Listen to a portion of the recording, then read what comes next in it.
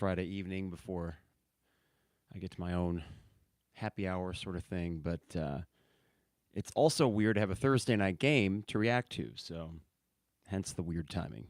All right, here we go.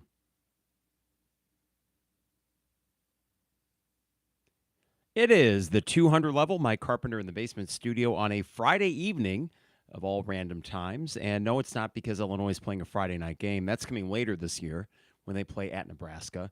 That happened last year when they played at Kansas, and that didn't go so well. No, it's because we have to react to a Thursday night game against Eastern Illinois. And when it comes to games like this, it's tough to really know where to begin because how much does a game like yesterday even mean? It's a fair question. Eastern Illinois is an FCS team, and they might be a good FCS team, but they just don't look the part. And it struck me and my buddy, Danny came out to tailgate. He comes to games with me, but Kyle was sitting with me.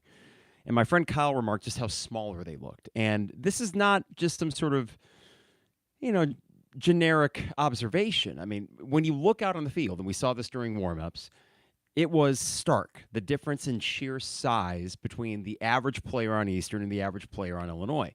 Not that that's shocking, but it is somewhat jarring to see it in person. And we are in the West Main stand, so we have a decent view of how big these guys are.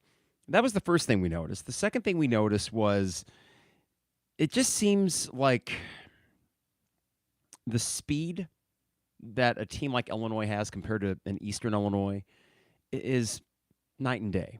And again, maybe to be expected, but when you see it in action, especially from Illinois' best players, and you see just how some of them, like a Kaedin Feagin, for example, if not speed, pure strength, just outclassed the guys on Eastern's roster. But then you did see some speed on the outside. I think Pat Bryant and Malik Elzy, you look at them compared to their counterparts on Eastern, and there's no comparison. So what do you learn from a game like that? That's a fair question. And is there really any carryover effect that you can have from an FCS win in week 1 going into week 2 against a ranked Kansas team? Well, that's yet another good question, and I don't know the answer to that. I do know that last night, as far as a game against Eastern is concerned, went about as well as I could have hoped. I would have thought a 41-17 win was totally fair, and I would have probably walked out of the stadium feeling fine with the same questions leaving as I had going in, knowing that they wouldn't be resolved until you played a better team like Kansas. Last night, I'm trying to check myself here, but there were certain things that I saw that made me feel fairly encouraged about this team, and that is considering the opponent that you played. I actually think, okay, wait a second. There are things that I saw last night that I didn't see in the early going last year, and I think more importantly, there are things that I didn't see that I saw way too much of early last season. Yeah, there were a couple of miscues. There were a couple of times where our linebackers got a little too jumpy, and you had ill-timed offsides plays. Unacceptable. You still have Brett Bielema not really doing a great job with challenges and these administrative timeouts. That needs to stop. I'm going to bang my drum on that just mercilessly. And you did have 2 throws from Luke in one possession that ended in a field goal towards the end zone, one of which was a little bit tall and one of which was a little bit dangerous. But man, other than that, I don't have a whole lot to nitpick. We will get to nitpicks, and those are some of them, and there's a few more. That was a clean game from Illinois last night. And the comparison that I made on Twitter this morning, and it struck me when I woke up, is Thursday night game, FCS opponent. In 2022, Illinois played Chattanooga in a mid to late September Thursday. I want to say it was like September 20th or something like that, because they ended up playing, I think, Wisconsin 10 days later or 9 days later on October 1st. So let's say September 21st, 22nd. Thursday night game, I don't know, 30,000 people there, maybe. And Illinois won, I think, 30-0. But it looked impressive. And it did as much as an FCS win could in increasing my confidence heading into the next game, which was a consequential game at Wisconsin that I thought Illinois had a shot at. Well, not only did they have a shot at it, they ended up smoking Wisconsin 9 days later. That is not to say that they're going to smoke Kansas. And as someone reminded me on Twitter this morning, this Kansas team is better than that Wisconsin team. I think that's a fair statement, even in the early going, because Kansas has so many guys coming back, and I would tend to trust them more than Paul Chryst last team with the Badgers. But the similarities between those two circumstances struck me as a game where if you're trying to take anything away from it, all you can really take away from it is the level to which you dominated. And most teams last night, you look at Kansas against Lindenwood, you look at, boy, who else was playing last night? Certainly not Minnesota, but they had to play North Carolina, and that's not the way I'd want to start my year either. But across the board, as I was perusing my score app last night, most of these scores between an FBS and an FCS team were somewhere around 42-0, 45-10, nothing close. But it is the way in which you win. It is the style points, actually, that do, I think, matter in a game like last night. And in that regard, there was plenty that we could draw from it. So today we're just going to react to Eastern and very briefly touch on Kansas. But when we do a midweek pod next week, that is when we will really dig in to the Kansas game, which is huge. By any measure, it is huge for this season, and I think for the overall feeling of the program. And I feel better about it today after watching that Eastern Illinois game than I did walking into the stadium last night. So let's get to it. Before we do, Hamilton Walkers in downtown Champaign, the best restaurant in Champaign for my money, and a place that my wife and I really enjoy going. We got our anniversary dinner coming up there, and we will give details in the next podcast about our book event. Lante emceeing. I'll be there. It'll be in the front room in Hamilton Walkers. They'll have the full service of food and drinks, and Lon and I will spend an hour and a half just kind of chatting about the book and taking, I don't know, should we take questions from the crowd? Either way, Hamilton Walkers, really, really privileged to have them as part of our team here, a primary sponsor for this season, the 200 level. Steak, seafood, spirits, the best old-fashioned in town, a scratch kitchen that makes everything in-house. Even the salad dressing is theirs. And for me personally, it's usually a bone-in steak. We share family-style sides of the steak fries and mac and cheese. I know I sound like a kid when I say that, but it's really good mac and cheese. Their green beans are fantastic, too, among other things.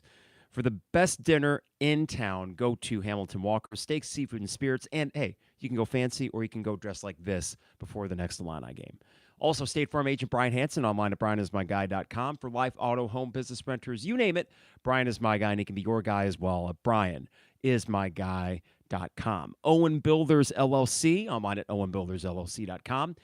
These guys can do everything from home additions, patios, decks, and the best thing about Luke and his staff, the communication is second to none when it comes to contractors. It can be tough to get a project done, but they are with you every step of the way, and they keep you informed. Get a free quote online at owenbuildersllc.com. And finally, Dogtown Heating, Air, and Plumbing, your home's best friend. Give them a call at 217-841-4728. They came out, 5 hours after I'd called them. Our air conditioner went out briefly last Friday morning, was it? Or 2 Friday mornings ago. And I called at 7 a.m., got a call back at 7:30, and they were out there by 1:30 and got it done by 1:40. The service was just phenomenal, and we've had that experience with them. I cannot recommend them enough. Dogtown Heating, Air, and Plumbing, your home's best friend at 217-841-4728. God Thanks Champagne Showers Podcast Network, and, of course, you, the listener, and you, the viewer. I got a few in there on this Friday evening, so good evening to you guys. I forgot to bring my laptop down here, so I won't really be able to communicate too well unless I really lean into the phone. And this computer over here for recording purposes is not great when I got more than one thing going on. So I apologize if I'm not super responsive to anything in the chat window today. But we will get a podcast before we get into next Saturday, and a massive game that I am more excited for than I was last night, or going into the game last night. So let's start with the good of Illinois' performance against Eastern Illinois. 45-0 victory. You outgained them basically 450-150. Do not have the stats in front of me, but it was a balanced offensive attack. And I want to start with the storyline of the night. Obvious as it may be. Luke Altmeyer looks sharp. And I mentioned the 2 throws earlier. It was by the end zone near where I sit. They didn't look great. The first drive, or what's called first possession, because it was not a drive, it stalled out very quickly. there wasn't much of a rhythm going on there. But other than that, dime after dime. And it's the deep passes that are especially impressive. And if you got that mixed in with all the motion that Barry Lunny had going on, I want to get to Barry Lunny in a second here. The play action looks, it's going to open up so many things for Luke. Now, I could have done without the run in the third quarter when you're already up 38-0. I don't know why you did that, but he is okay. And I also understand getting him the reps. I just would have avoided him taking any hits whatsoever. But Luke was the best player on the field last night. Well, let me rephrase. One of the best. This goes to my second whoa of the evening, and that's Kaedin Feagin, who was an absolute difference maker at running back. And every time he touches the ball, and I know that Jeremy Warner and Joey Wagner have spoken on this quite a bit, it's always a positive play. Josh McCray doesn't have that elusive quality to his running. If he runs straight into an offensive line, it's kind of a brick wall. He can maybe move it back to the line of scrimmage, but he's not going to sneak past anything. Kaedin Feagin has this kind of snaky ability, despite his huge build, to get through seemingly really small crevices, really tiny spots through which hardly anyone could get through an offensive line. And that is a mix, I think, of his unique strength and speed combination. That is just something that you do not see from many guys. And I know that he wasn't able to break a long run for a touchdown, but he did have a couple of 15, 20-yarders that showed off that he does have some pretty good speed to boot. So those two, if they stay healthy this year, I would confidently say Illinois will make a bowl game. That's how good I think both of them are. And that, of course, comes down to the offensive line, keeping them upright, Luke upright, and getting holes open for Kaedin. And last night they were able to do that fairly well against Eastern. Again, consider the opponent. But man, as good as Kaedin was, I really want to focus on Luke even more, because when you have a quarterback that can make deep throws like that last night was making quicker reads than I remember him making last year. And again, consider the opponent. But also really able to mix and match, whether it be a simple drop back, whether it be the play action. Sometimes you saw the team coming out of the huddle very quickly, and he'd get to the line, he'd snap it, ready to go. You just saw a lot of versatility in Luke that really eased a lot of fears, not fears, but lingering concerns I might have had about, did he make any jump from last season to now? Yes, it's one game. Yes, it's a small sample size. But from what we saw last night, that was a guy that had polish to his game and confidence on top of that in a way that we didn't really see last year. I liked Luke from game one last year. I liked the way that he played against Toledo. Even the Penn State game when he threw 4 picks, I just had this weird thing inside of me that was thinking, let him ride it out a little bit. I think this kid still got something. And I can't tell you why, because he was really bad that game, and he wasn't much better and maybe a little bit worse against Nebraska. Purdue, same thing. That was a rough 3-game stretch for Luke, but really for the entire team. But yet, I kept thinking, there's something there, right? There's something with Luke Altmeyer, and I just like his ability to make intermediate throws, to make long throws. I like his ability to run the ball occasionally, which just adds a nice wrinkle to the offense.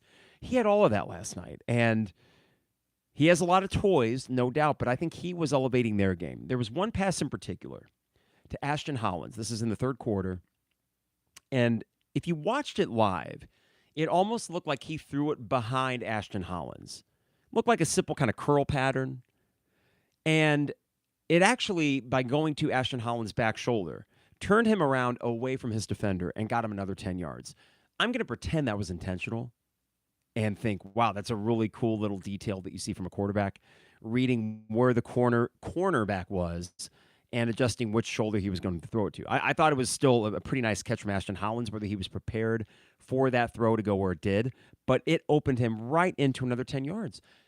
That kind of play from a quarterback is huge and something that we didn't see a ton from Luke last year. We saw seeds of it, but that's the kind of next level thing that really excited me yesterday. So Luke looked good. He had a command of the offense that you would expect from someone now in their second full year under their own offensive coordinator, and a little swag, as I mentioned, as evidenced by him kind of waving his arms in the air after the LZ touchdown.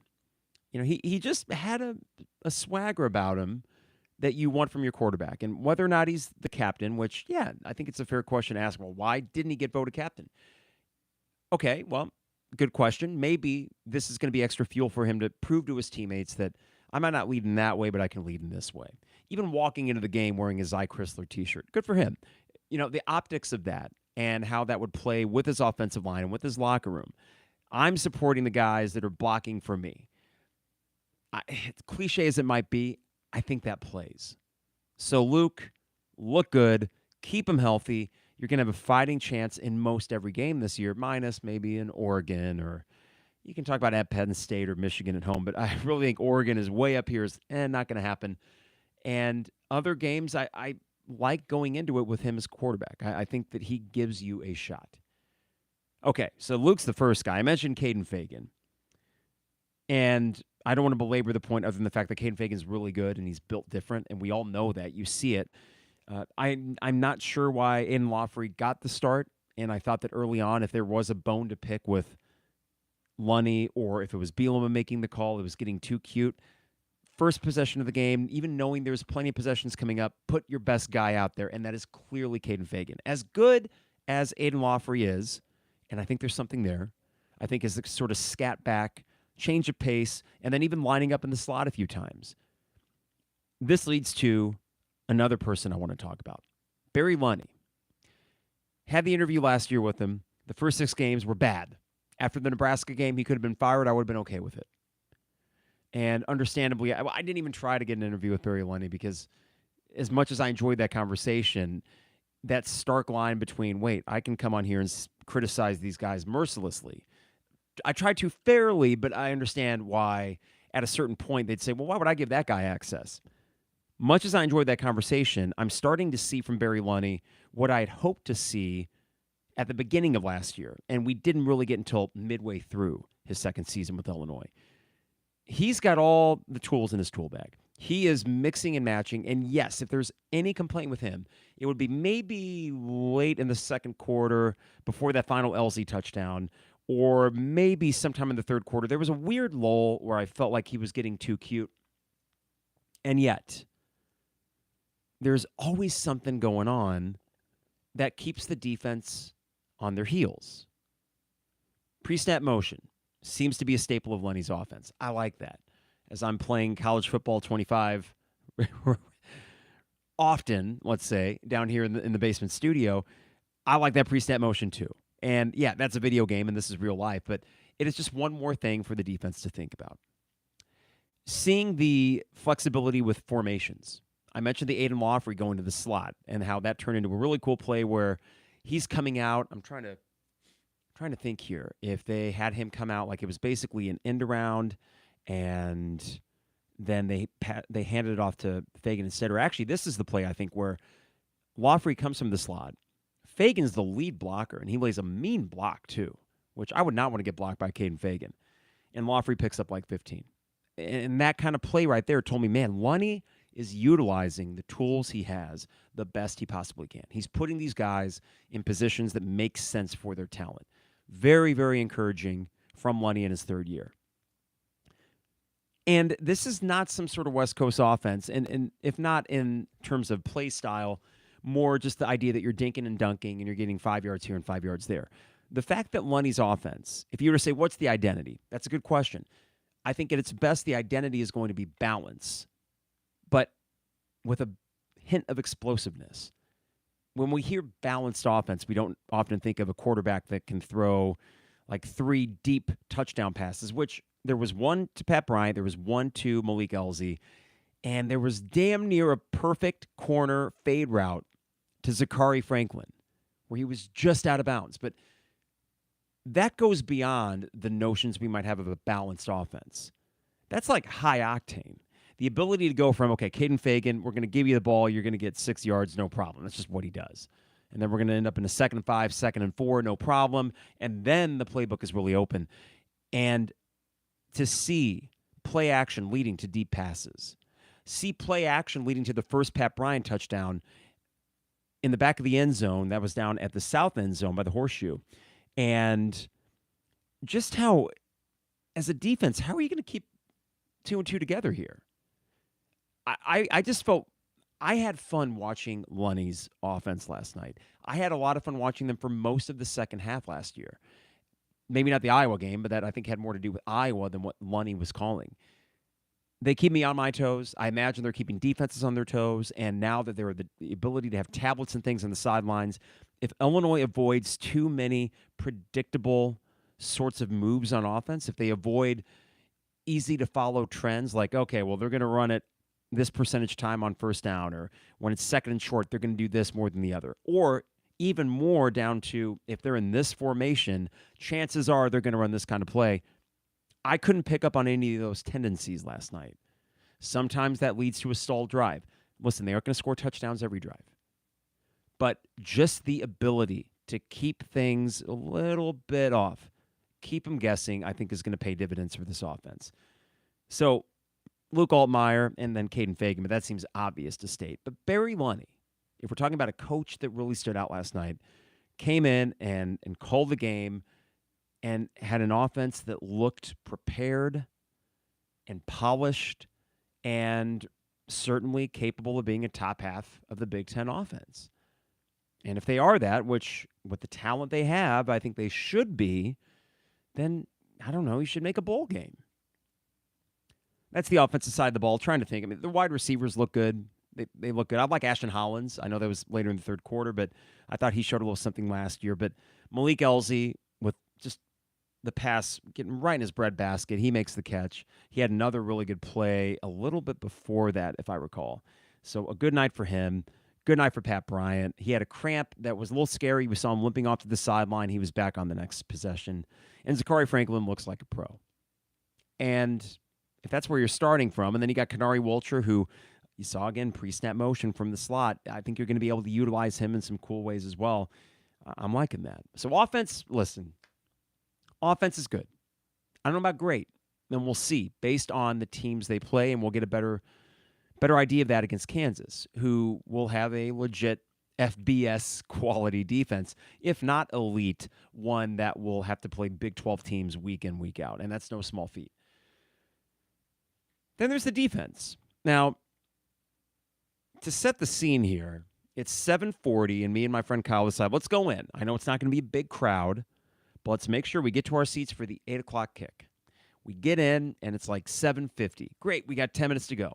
We walk into the field. I look up at the scoreboard. It says 25 minutes left, and I'm thinking, you've got to be kidding me. Yes, the 8 o'clock kickoff turns into 8:15. I wish these places would just tell me the actual kickoff time, whether it's on TV or whether I'm at the stadium. Regardless, by the time the game starts, and then Illinois goes one first down, and then they got a punt, and then Eastern gets the ball, and then they get a first down and another first down, and I think a third first down, and all of a sudden they're right in front of us, which is about the North 35. And I'm looking to my friend Kyle and just thinking, oh my God, this can't be happening. We're going to have a game where we're going to beat Eastern, but I'm going to leave this stadium thinking, oh my God, just as I thought, the offense is pretty good and the defense is nowhere to be found. And then you get a fumble. Okay, disaster averted on the first drive. And I will say this, cliche as it may sound, not trying to cover for what was not a very good first possession for Illinois' defense, but other teams will always have an advantage on that first drive. Illinois does, except for last night. You can come out with scripted plays. You can come out with things that really weren't on tape. This is the first possession of the first game of the season for Eastern and for Illinois. And they had just enough plays, 2 or 3, that were positive enough to get them all the way down to your 30-yard line. Other than that, I thought they played a good game. The only nitpicks I can think about for the defense, occasionally Caleb Patterson, I think twice, if we say got burned or just wasn't able to keep his guy in front of him, however you want to characterize it, I thought it was a on and off night for Caleb Patterson, and I am a little bit uneasy with what I saw from him overall. I'm not uneasy from what I saw from Torrey Cox, and we'll get to Brooks in a minute here, but I liked what I saw from Torrey Cox. For much of the night, he was lined up by our sideline, by the Illinois sideline. He is a smaller guy, but he is like a magnet on these guys. There is no space to be found. As Jeremy characterized it last night, like he stays on the hip of the receiver and just does not leave him. Now, that's Eastern receivers. Going to be a big step up next week, and presumably the size will rear its ugly head at some points with a smaller guy like Torrey Cox. But I found that interesting. Tyler Strain out, but should be back next week. Is he going to be the nickel? Can you have Tyler Strain and Torrey Cox as two small corners? Is Xavier Scott best utilized in the nickel, or do you want to move him out when Strain is back? That will be interesting to see. But I liked what I saw from Torrey Cox. He just seemed to play a sound game and do everything he asked of him. And then the interception, as bad of a throw as that was from Eastern's quarterback, who just didn't look like he belonged. The poor guy. You know, Torrey Cox is where he had to be. And he made an aggressive play, and then that resulted in yet another turnover. 4 in the night. 4 takeaways for Illinois. Matthew Bailey is a difference maker. He just is. And you feel his presence out there in the field. Him being in the box like that, with that size and that athleticism, big hitter. He just seems to have this intuitive thing about the game of football, and something that partly I'm guessing you couldn't teach. It's that like they either innately have that sense, that sixth sense that really good football players have, specifically defenders, or they don't. And it seems like last year we didn't have those intuitive players in the defensive backfield, and that really cost Illinois dearly, time and time again. Matthew Bailey being able to play in the box like that to solidify the run defense. And then one of, I think, my favorite play of the game, and this will lead to the other guy in the secondary. My favorite play of the game is watching basically right in front of us. So let's say the Illinois 35-yard line. Eastern's driving to the south end zone. So they got about 65 yards to go before they hit pay dirt. And I see a tight end in motion for Eastern, and then he goes out, and I see Matthew Bailey, who was in the box, ready for a run or pass, follow this tight end step for step. And with the size that he had, good luck throwing over Matthew Bailey to try to get the tight end on a streak or a post downfield. That wasn't going to happen.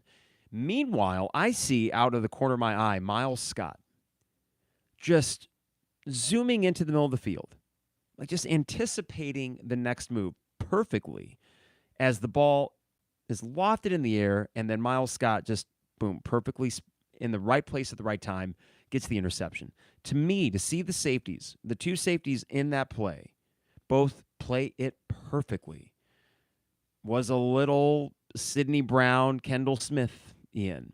And remember, Kendall Smith didn't have to be the best player in the secondary. It's kind of crazy to think that he might have been the weakest or second weakest if you count whoever was playing nickel at the time. Well, let's see. Would Quan have been playing nickel? So I guess if it was Taz or Strain, you'd probably say Kendall Smith had a better year than them, but he was by no means the star back there. I don't know if Miles Scott is going to be the star, but in terms of what the free safety does for this defense, he played it perfectly last night. So really good game from him, really good game from Bailey. Xavier Scott didn't notice him too much, which I think is a good thing. Generally, when you don't notice the cornerbacks, that means they aren't giving up big plays. Torrey Cox, like what I saw, and then Caleb Patterson had some good moments. There were two that stuck out where his guy got by him, and I'm not sure if that was zone coverage and he was going to stay more in the intermediate spot and his safety was late getting over, but it didn't look good, a couple of those moments. Now, where does Terrence Brooks fit in all this? And it makes me wonder, if he comes to Illinois, he's getting paid. He didn't choose Illinois just because he liked the way the quad looked. That's not probably the reality of it. So what the heck happened? Even if he got to camp later than the guys in the spring, this was a dude that played in a college football playoff game. He started, I believe, for Texas against Washington. And Washington lit up that Texas defensive backfield, but I don't know. Am I going to blame a guy when he has to go against Roma Dunze and then Michael Penix as quarterback? Doesn't mean he's a bad college cornerback. So when the game starts and he's not listed as a starter, I'm thinking, is he injured? Did he do something stupid? What's going on here? He finally gets out there in the third quarter. Damn near gets a pick. Should have had it.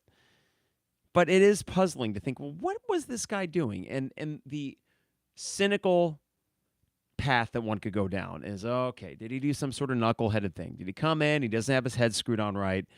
Is this another kind of Taz situation? If you want to make a comp. And I don't know if that's unfair because, Taz had so many penalties on the field that eventually this reputation developed. I hate saying that because I liked him at parts, and I met Taz's grandpa was about the coolest dude you could ever imagine, but there were just enough of those where you could feel in the crowd, when's the next big penalty coming from the secondary? And was that the concern of this coaching staff in not having him be the day one starter?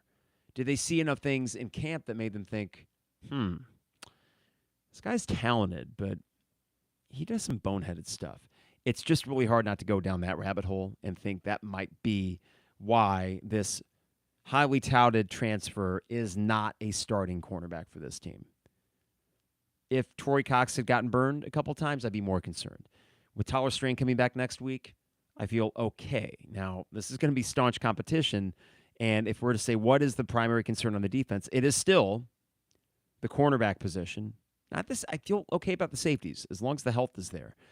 But it's the corners, because you feel like you'll get someone good in the nickel of that collection. But will you be able to supply two good corners on either side of the field? And then the defensive line. But that calculation changed a little bit last night. Gabe Akis lined up at defensive line.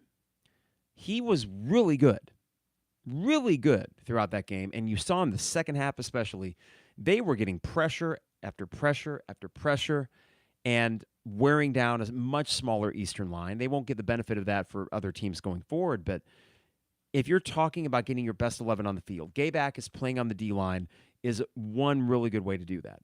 And that seemed to open up things for Seth Coleman, who had a really good night, really active, especially against the run. There was one where he kind of snuck back into the middle. I don't know if you want to call it a stunt or not, but he just read a halfback dive perfectly, got to the spot, got him for a loss of 1. And then to see even like, Alec Bryant looked really good. It seems like, and then Dylan Rosiak, of course, punches out a fumble. The concern for the front seven was solely, I think, how good will they be against the run? It was Eastern, but they were good against the run. Dennis Briggs looked fine. I mean, not a ton of things that jumped off the screen, and he actually looked a little smaller than I thought. I mean, maybe I just got so used to how big Johnny Newton was. But I thought between him and Bray, T.Y. Edwards getting in there a little bit, they looked fine. And then Gabe Akis now being a key cog on the defensive line. They didn't wait for the Kansas game to show that positional change. Oh, it looks like Gabe Akis is now a defensive lineman. That makes a unit that questions remain, but you feel a little more solid about because you have a true athletic freak down there in Gabe Akis. And it's just seemed to kind of have a trickle-down effect where it helped a Seth Coleman. It helped a Dylan Rosiak get to the running back that much quicker, punch it out one time. Yeah, overall, that was a move that was pretty cool to see and makes me feel better about, okay, this coaching staff looked at what is the way to get the best 11 on the field for both the offense and defense, and they found creative ways to do that. That also makes sense. Special teams, do we need to hit on them? I mean, you had a good return, but you also had a muff from Mac Rasedich. He got back out there, and I thought this is a cool touch that Jeremy and Joey noted in their post-game podcast.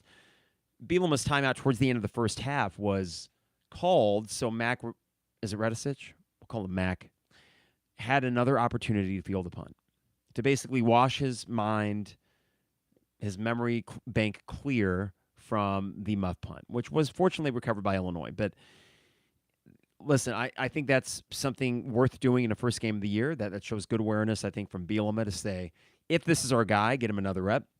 And maybe for Mac, that's just, hey, you learned your lesson. Don't do it again. If anything, the way that punt was up in the air from the vantage point I could see, it tailed very quickly. And I would just imagine you tell your punt returners, if you aren't sure if you can catch it, just get the hell out of the way. If it looks weird or something, let it bounce, whatever. We'll have to gain the extra 10, 15 yards. But last thing you can do is try to field the punt that you're unsure if you're going to be able to field it. That was a really awkward moment there. But other than that, special teams were good. There was a sky kick on kickoffs where Eastern was basically forced into deciding from the 2-yard line, do we return it or not? And that ball just hung, and then you tackled them at the 5. So great job with both the kick and the coverage on that. And Eastern a second time, and this was one that went in the end zone, decided to return it. Big mistake, but good to see the coverage was good. Good twice in the same sentence. It was nice to see that the coverage was much improved. That's better English there from the English teacher. And the kicking was good. The very limited punting you had to do was fine. Okay, so what does that leave us? After one game, Eastern Illinois, what did we learn? What's the takeaway with Kansas coming up? I'm not going to change my win-loss total. I said 6-6. A lot of things happen in the college football season. I've seen bad Illinois teams beat FCS teams soundly. What gives me some encouragement going into next week is the efficiency with which they played last night on both sides of the ball. It was the fact that the offense seemed to say from the jump, we're going to be balanced, we're going to feed the studs, and we're going to really kind of lean into our quarterback and what he does best. So that was the offensive side of the ball, and I thought, again, Lunny was fantastic.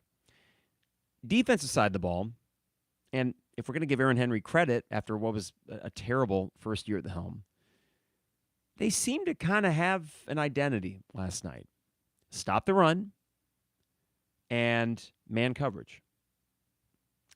Maybe there was a little bit of zone, but it seemed mostly when you're watching the corners line up, they are playing man coverage. You got Miles deep, you got Matthew Bailey up. Maybe we'll find out. I mean, wouldn't this be something? You find out that just having a Sidney Brown or a Matthew Bailey makes all the difference in the world for this style of defense, because that looked to me, and I guess there was the 5-man front at points, right? 4 or 5-man front, depending on where Akis is lined up.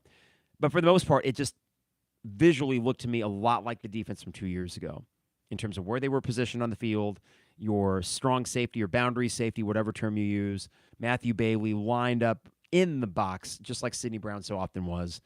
And then you got one guy playing center field, just ready to get interceptions. Like, if Miles Scott has a guy like Matthew Bailey in front of him, playing at, let's say, got 80% of a Sidney Brown level, which is still very, very good, that's going to open up things for him too. So it felt like, okay, they had a game plan. They executed it. They have an identity that they want to foster. And here's my favorite part of yesterday, and this is much more macro. Unlike last year, where you didn't even have a week to feel good, you have that this year. It's Eastern, FCS. Yeah, okay. We can throw that qualification out there, or qualifier, however much we want, but that does not dismiss the fact that it looked and felt good for the most part. And it's okay if you go into the next week thinking, yeah, what the hell? I think we can beat Kansas. I think if we play like that against Kansas, at home, with a really good crowd, we'll outscore them. And our defense might even actually make some big plays because they seem to at least be in much better position last night. If you are encouraged, that is a natural response. It was a shellacking of the highest order, the largest shutout that Illinois has pitched since 1973. And I know we don't have the most illustrious football history, but, there's been some shellackings of FCS opponents. The largest shutout margin, I think that's it, because there were games like, I think, Charleston Southern back in Beckman's first year where you won by a greater margin, but largest margin in a shutout. And I think pitching that shutout is good for the defense's confidence, and they seem to really be flying around there from, let's say, mid-first quarter on. They looked fleet of foot. They looked like they were in the right spots. There were very few moments other than a couple Caleb Patterson, either, I don't know if it was broken coverage or just, other than those, there just weren't those moments like last year where you thought, what the hell, why is that guy over there? Why is this guy over here? Why are we getting gashed for 10 yards rushing up the middle, and why is that guy getting an easy sideline route for 20? Which happened so much in the Toledo game. Again, very different opponent. Maybe this team, very well. It could be that this team, if they played last year's Toledo team in week 1, they have every bit the problems. But somehow, if I'm just going off eye test and vibes, I don't think that would have been the case. I think that team last night that we saw with Illinois, they looked better than last year. They did. And last year's team was a stone's throw from making a bowl game, a stone's throw, and a lot of bad, stupid moments that kept them from making a bowl. As this season unfolds, some games are going to look more winnable than they do right now. Some games are going to look tougher than they do now. I'll say Minnesota coming to town and playing them after a bye week. Is that right? No, it's Minnesota, then a bye week, then Michigan State. But does Minnesota scare you? Ugh. I mean, come on. Just not very good.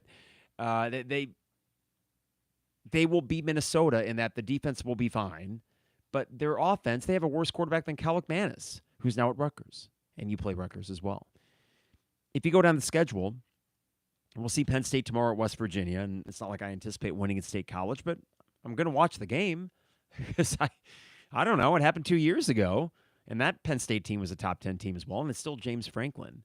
But the more winnable games, the more realistic ones, right? And we'll talk much more about Kansas, but I throw that in the pile as well because I would imagine Vegas will say, okay, Kansas is a 3.5-point favorite.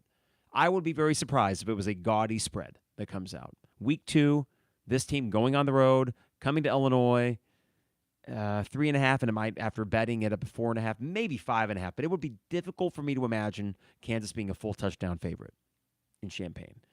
But then the other games too.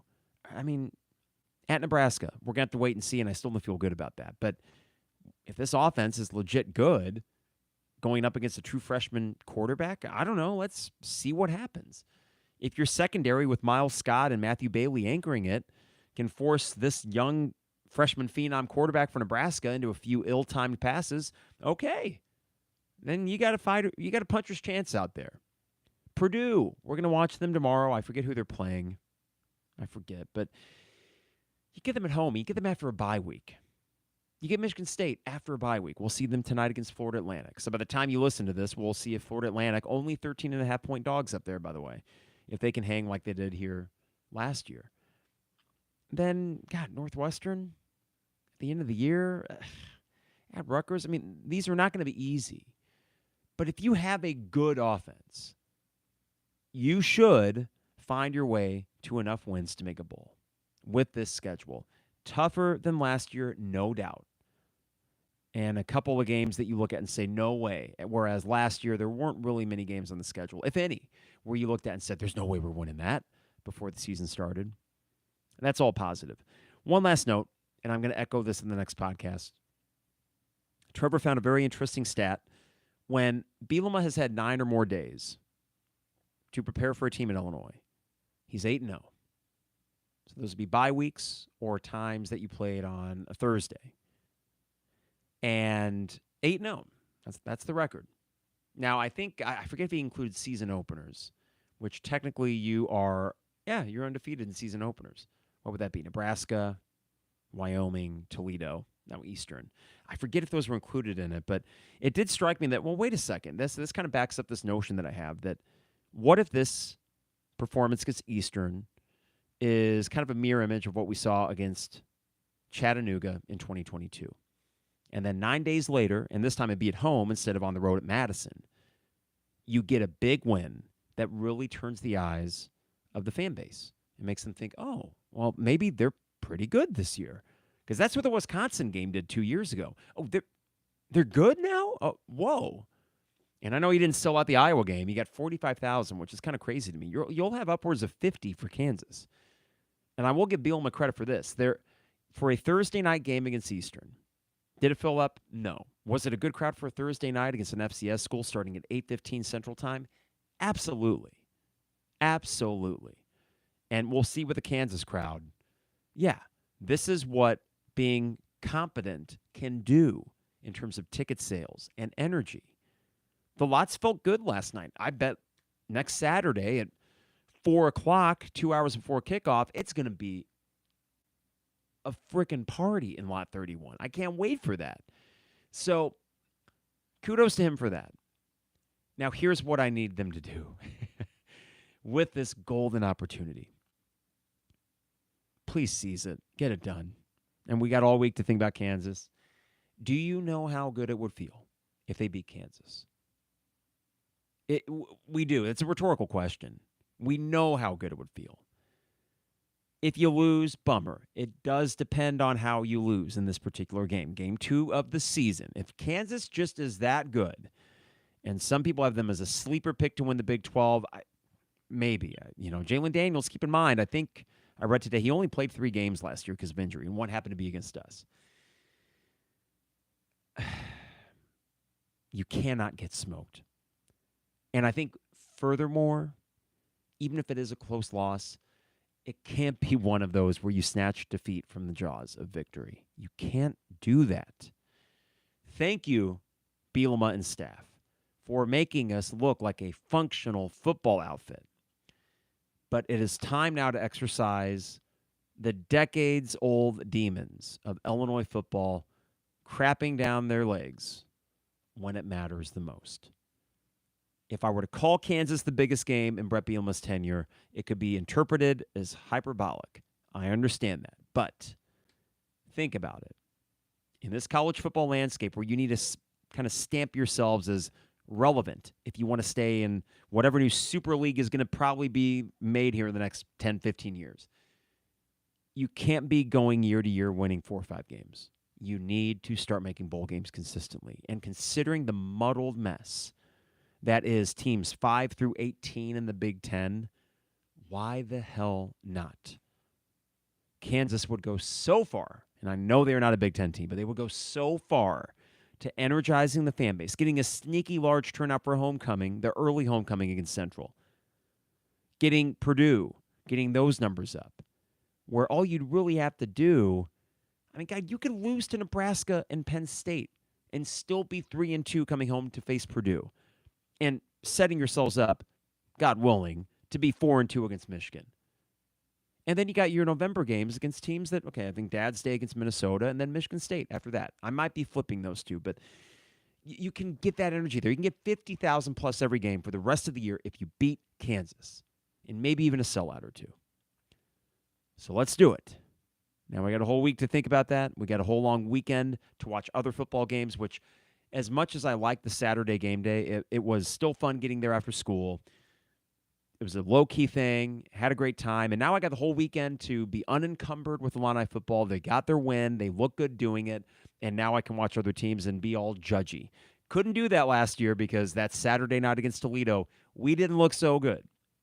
So at a minimum, the vibes are different right now, and I hope that continues after we play Kansas next week. But we'll get there when we get there, and we will do a midweek podcast next week ahead of a massive game at Memorial Stadium. But it's fun to say that. It's fun to say that, yes, certifiably next Saturday will be a big one. All right, before I get out of here, Hamilton Walkers in downtown Champaign. If you are not the tailgating kind, or if you're coming in from out of town and you need a good pregame spot, it's a steakhouse. You might think, well, why not a sports bar? I'll tell you why you should go to Hamilton Walkers. You could be one that loves a bone-in steak and just a really nice meal, or you could be someone that just wants a really good hamburger. They have an amazing hamburger, all made in their scratch kitchen from their butcher. Okay, so we're talking fresh meat, $21. That's the kind of price you would get at certain sports bars, and I guarantee you this one's going to be even better than that. Family-style sides, homemade cocktails, best old-fashioned in town. No better buzz you can get because they got the right portions in this thing. The whiskey is the star of the show, as it always should be in an old-fashioned. Hamilton Walkers also going to be the site of our book event on October 3rd with Lonte as host and myself as well. Visit Hamilton Walkers in downtown Champaign. Also got to thank Owen Builders LLC, online at owenbuildersllc.com. Get a free quote for your next home edition or project at owenbuildersllc.com. Dogtown Heating, Air, and Plumbing at 217-841-4728. Dogtown Heating, Air, and Plumbing, your home's best friend for all your heating and air conditioning needs. And State Farm agent Brian Hansen, online at brianismyguy.com for life, auto, home, business, renters, you name it. Brian is my guy, and he can be your guy. Last plug. I'm going to actually extend this through Labor Day, not Memorial Day. The pre-order for the book, we'll extend it through Labor Day on Monday, and then I got to place the final order. We already got the first through between the retailers, local retailers that have placed orders for these, between the personal orders online. Really excited and very, very humbled. I met Sean. I've met Sean before, but he stopped by the tailgate last night, and so did Ethan.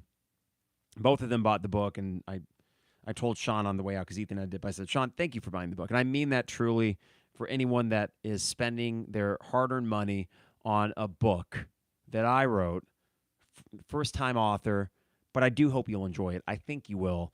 And I wanted to make sure that you got your money's worth. I mean, this is a full-fledged, damn near 300-page book. Okay, so I didn't want to sell you short and give you some puny little pamphlet. What's the joke in Airplane? It's their joke, not mine. I need some light reading. Oh, here's a pamphlet, or was it Jewish sports stars of the... It's Airplane's joke, not mine, but one of my favorite movies of all time. No, this is not light reading, but it's also one that if you were to sit down on a weekend, have a cocktail, have a cigar, whatever, you could rip through a couple chapters in one setting. And the cool thing is, too, you can kind of bounce around it. So if you want to read about the 2005, just go to that chapter. If you want to read about the Elite Eight run last year, go to that chapter. Bounce around however you want to read it. But anyone that's bought it, I really do appreciate your support. So, hey, Jacob, I appreciate it. I know you got one, too. And yes, again, very overwhelmed by the response. So we will be back with one podcast in the middle of next week. I hope beyond hope that next Sunday, as I wake up bleary-eyed after a full-day tailgate and a night game, though not too late, 6 o'clock is going to be easy after 8 o'clock, that I can wake up, put on my Bears shirt, come down here before the Bears kick off their season. They are going to make the playoffs, and talk about an Illini victory over Kansas. Could you imagine? I can imagine. But now let's get it done. All right, everybody. Have a great weekend, a great long Labor Day weekend, and we will see you next week. Illinois is 1-0. Let's get them now to 2-0 next Saturday against Kansas. Take care, everybody. It is the 200 level. See you, YouTube.